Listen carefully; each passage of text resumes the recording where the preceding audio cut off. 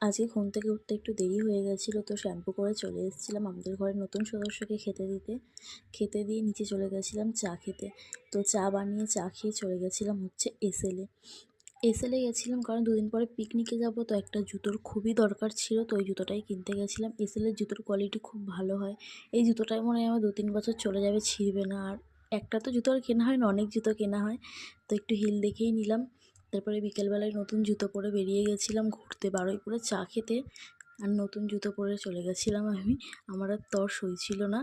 তো এত ঠান্ডা, মুখ থেকে লিটারালি ধোঁয়া বেরোচ্ছে। তারপরে কাবাব খেয়ে নিয়েছিলাম ওখানে গিয়ে। আর ভিডিও করার কথা আমার মনে ছিল না, আমার মনে থাকেও না।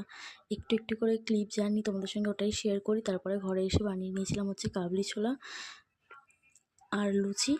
তো ওটার ভিডিও করিনি, তাড়াহুড়োতে ভুলে গেছি আমি। আর পুজো দিয়েছিলাম, বৃহস্পতিবার ছিল ওদিনকারে।